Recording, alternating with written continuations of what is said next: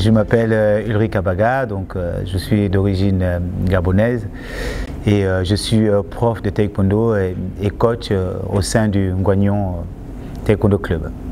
En fait, je suis arrivé au taekwondo un peu par hasard, parce que à la base, je faisais du basketball et juste à côté du terrain de basket, il y avait un dojo de judo à la base au départ, et je me suis inscrit au judo et un jour je me suis arrêté à la salle de taekwondo après le judo et je suis resté donc depuis l'âge de 13 ans jusqu'à aujourd'hui. Donc au début, quand je suis arrivé au taekwondo, c'est pas la compétition qui m'intéressait, c'était vraiment le côté martial, parce qu'à l'époque je regardais beaucoup les films de Shaolin, de Jackie Chan, tout ça à la télé. C'est le côté poumsé et surtout le côté self-défense qui m'avait amené vers le taekwondo. Et un jour je suis parti au cours combat, parce que mon prof de poumsé à l'époque me disait que j'étais souple, il m'a demandé d'aller faire les cours combat. Je suis parti par hasard aussi.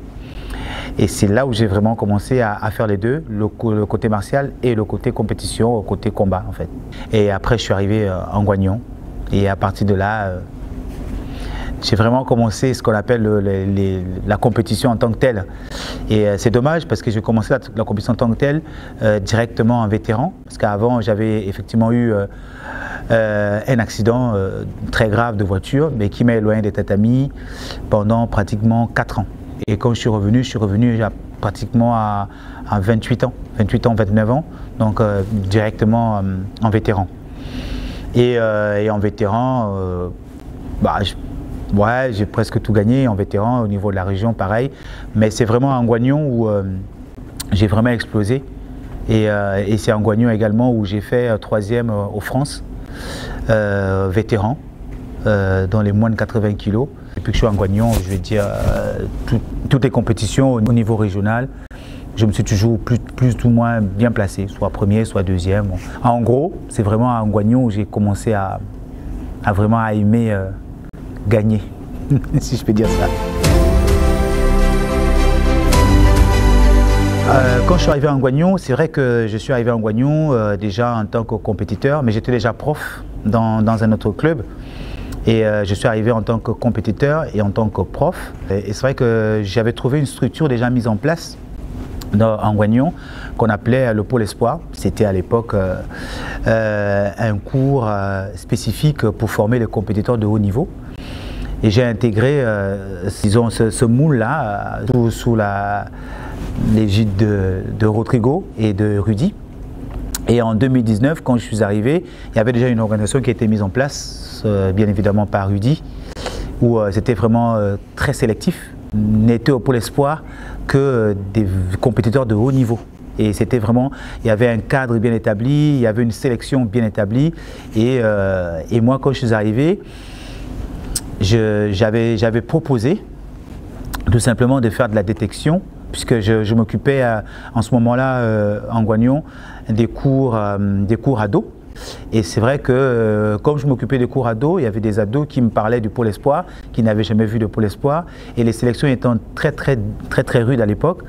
Et j'avais proposé à Rudy, bien évidemment, de pouvoir commencer à intégrer, à faire de la détection au cours loisirs, pour voir si on ne pouvait pas ramener d'autres élèves pour élargir un peu les compétiteurs, pour laisser la chance surtout à tout le monde, pour permettre à tout le monde de pouvoir accéder, parce que je voyais qu'on passait vraiment à côté de beaucoup de choses, à côté de beaucoup de gamins. Je faisais de la formation au cours ado et ensuite je les amenais moi-même au cours Pôle Espoir.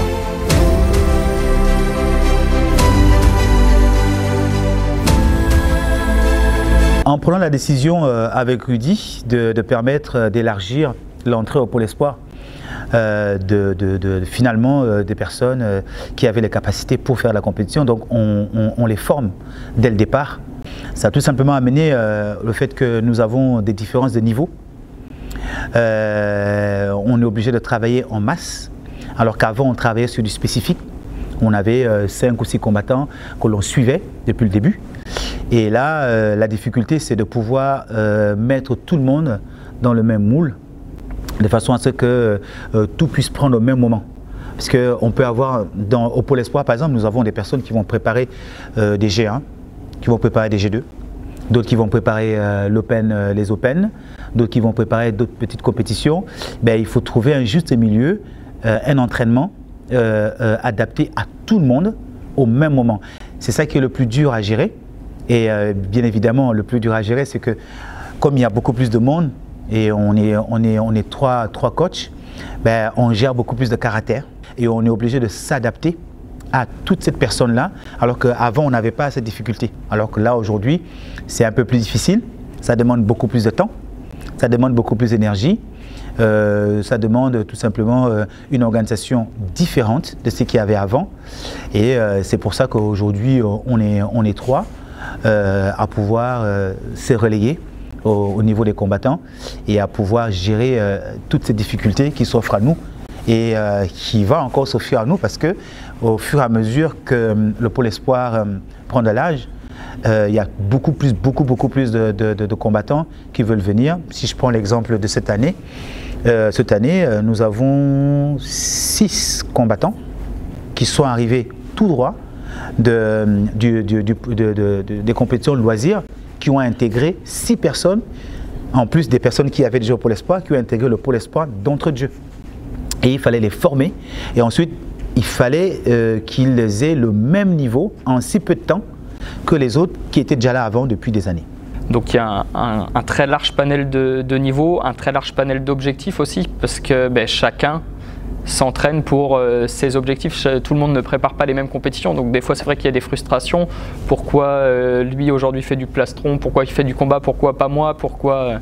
Donc il y a toutes ces problématiques là à bien gérer pour éviter de créer des frustrations chez les combattants, mais on répète de manière régulière justement le calendrier affiché avec les sélections de chaque compétition, quel combattant est concerné, comme ça permet, ah oui du coup lui il fait du plastron aujourd'hui parce que dans 2-3 semaines il part en compétition. Voilà la grande difficulté qu'il y a aujourd'hui, qu'on peut dire aujourd'hui, que l'on rencontre avec le succès que le pôle espoir a aujourd'hui.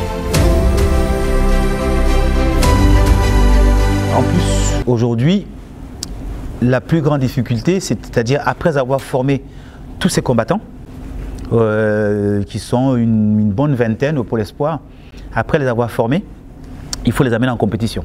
Et on revient de l'Open de Limoges, on a envoyé une équipe de 27 combattants, donc ils ne s'entraînent pas tous au pôle, mais ça donne déjà une idée. On n'avait jamais envoyé une équipe aussi grande sur une compétition. En dehors des compétiteurs du pôle espoir, mais il y a aussi des compétiteurs du pôle des cours loisirs qui vont aussi en compétition. La difficulté aussi, là, c'est d'amener tout le monde en compétition, de les coacher. Et c'est vrai qu'on était habitué, quand on était un petit groupe, d'avoir des combattants avec un coach très spécifique qui suit le combattant et qui l'amène à des objectifs fixés depuis le début. Aujourd'hui, on ne peut plus se permettre d'avoir des combattants qui sont attitrés à un coach. Donc, on habitue aujourd'hui tous les combattants à se faire coacher par l'un des 3 coachs du pôle espoir. C'était une difficulté pour nous au début, mais en fin de compte, on se dit que c'est peut-être un avantage pour eux. C'est dur pour nous, mais c'est un avantage pour eux. Parce qu'ils connaissent le taekwondo et aujourd'hui, ils ont la possibilité de s'adapter à n'importe quel coach. Voilà. Et ce qu'on va chercher aussi maintenant, c'est d'éviter que les combattants soient toujours coachés par la même personne, parce qu'en fait, sinon ça rentre dans leur routine, et ce qui fait que si on leur enlève leur coach habituel, on va dire, on les déstabilise de manière assez importante. Et voilà, c'est quelque chose qu'on va chercher à éviter justement, et on va plutôt être amené à coacher tout le monde et pour le bien du combattant. En fait, il faut qu'il soit habitué à changer de coach, que le coach ne fasse pas partie de sa zone de confort, qu'une manière de le coacher soit établie, mais que par contre le coach puisse être tournant. Nous, on n'est qu'un maillon. Voilà, on ne doit pas être le moteur. On a mis en place donc un règlement intérieur, on a rédigé un règlement intérieur d'une dizaine d'articles à peu près, qui regroupe tout ce qu'on attend d'un bon combattant au sens éthique du terme. Et voilà, donc il y a des articles sur le comportement, sur le respect, sur l'attitude, l'esprit d'équipe. Enfin voilà, c'est vraiment tout ce qui englobe voilà, le bon combattant, on va dire. Et voilà, c'est des exigences, des choses qu'on attend d'eux. Alors, aujourd'hui, au Pôle Espoir, contrairement au cours loisirs, c'est vrai qu'au Pôle Espoir, les règles sont un peu plus strictes, très strictes d'ailleurs. C'est-à-dire que les combattants, ils sont là pour apprendre à combattre, pour savoir combattre. Ils sont là pour être dans la rigueur de la compétition. Un combattant, c'est quelqu'un qui arrive en compétition déjà mûri. Quand on va au championnat de France, on veut quelqu'un qui est capable de pouvoir se gérer, déjà de 1. Donc il y a des règles à respecter et il y a des comportements à respecter aussi. Autant au niveau des combattants que nous au niveau des coachs aussi. Je peux même rajouter au niveau des parents aussi. Parce qu'il y a souvent une relation triangulaire entre nous les coachs, le parent et le combattant. Donc le plus important dans cette relation triangulaire, il faudrait qu'il y ait un rapport direct entre le combattant et le coach. Les parents vont forcément avoir un côté, c'est notre enfant, nous on sait ce que le combattant est capable de faire et le combattant doit savoir que mon coach me demande de faire telle chose. Donc c'est pour ça que cette discipline est mise en place, il y a des règles, il y a un règlement que l'on signe en début quand on rentre au Pôle Espoir. Il y a un règlement intérieur, hein, comme ça existe partout, à respecter les autres combattants.